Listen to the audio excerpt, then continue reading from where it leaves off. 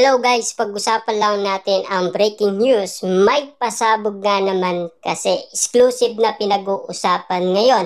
Relasyon ni Catherine Bernardo sa politiko, fake news lang daw. Papaano nga naman kasi walang resibo at ebidensya ayon sa balita. At yan din kasi ang mga sinasabi ng mga netizens at mga sausawerang kapitbahay, lalong-lalo na ang mga Dilulu fans patungkol kay Mayor Mark Alcala at Catherine Bernardo. Kasi hanggang ngayon, wala silang maipakitang resibong magpapatotoo na talagang katotohanan ang sinasabi ni Ogie Diaz na napaka-sweet yung arutan nila at yung kulitan nila.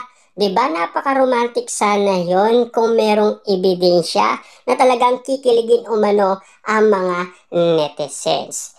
Kaloka naman ang chika kay Catherine Bernardo na patuloy na nililink sa isang politiko. Kumakalat naman daw kasi ngayon na pinapasara raw di umano ng dalawa ang buong restaurant tuwing nagde-date sila at kumpiska raw ang mga cellphone ng mga staff at crew, pati na rin ng mga nasa kusina ng resto para hindi makuhanan ng litrato at video ang mga ito. Kita nyo naman ha? Para sa lahat ng mga detaling sinasabi umano ng balibalita sa atin. Para dito sa ulat na sinasabing fake news lang daw ang patungkol kay Mayor Mark Alcala at Catherine Bernardo. Pinapapirma rin daw di umano ang mga ito ng NDA or ng disclosure agreement at meron pa raw mga bodyguard para manatili raw talagang pribado ang relasyon nila. Wow, grabe ha. Talagang napaka-exciting sana ang bawat kwento na balibalita sa atin. Kaso nga lang kasi, kahit yung sweet lang sila, kaso nga lang kasi walang maibigay si Ogie Diaz sa atin. Talagang kumukuha lang siya sa Reddit. Wala tayong magagawa doon. Yun kasi ang ginagawa umano ni Ogie Diaz. Kaya ang mga latest na nangyayari umano sa Reddit, yun ang balibalitang sinasabi umano ni Ogie Diaz sa atin. Kaya ang mga tao ay galit na galit umano kay Ogie Diaz. Kita nyo naman ang balita. Diba? Magpapatunay na yan na talagang hindi daw makatotohanan.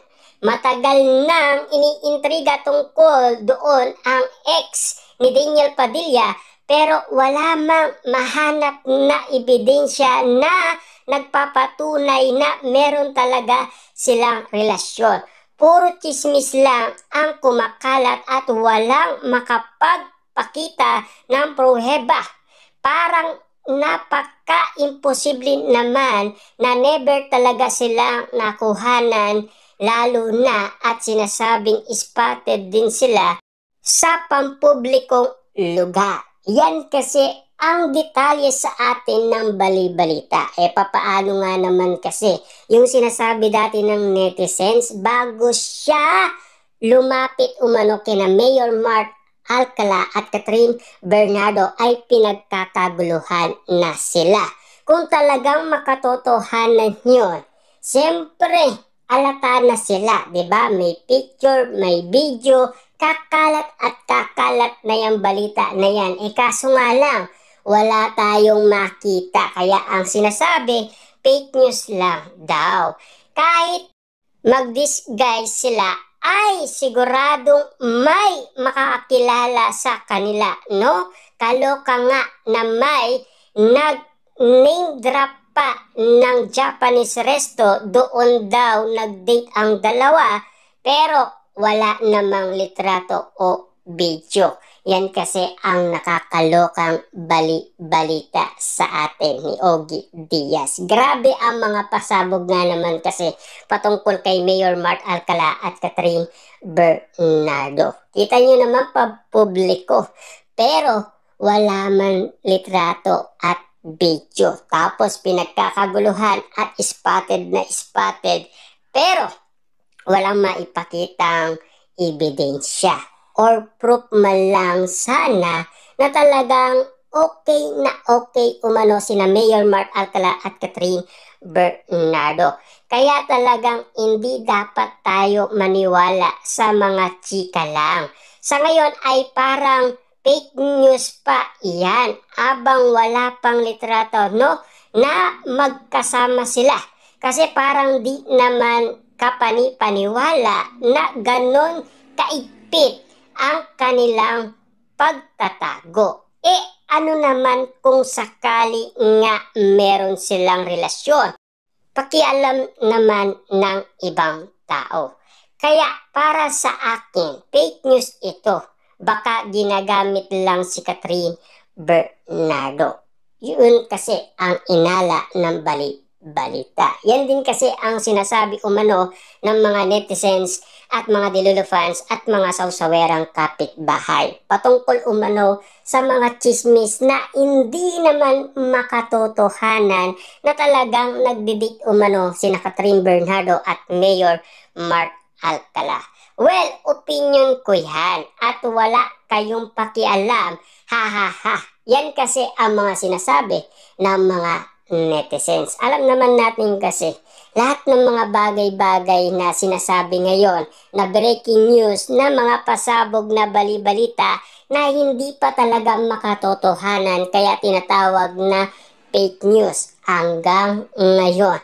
Hanggat wala pang litrato or bidyong magpapatunay na talagang makatotohanan na nagdi-date at nagkikita umano sina Mayor Mark Alcala at Catherine Bernardo. Kahit na spotted man lang sila yung arutan at kulitan na sinasabi umano ni Ogie Diaz, kaso nga lang, hanggang ngayon wala pa rin detalye. Hanggang ngayon, wala pa rin magpapatunay na katotohanan ang bali-balita patungkol kay Mayor Mark Alcala at Catherine Bernardo. Hanggang ngayon, nananatili pa rin fake news. Kung sakasakaling meron man silang relasyon, kung talagang katotohanan yan, diba?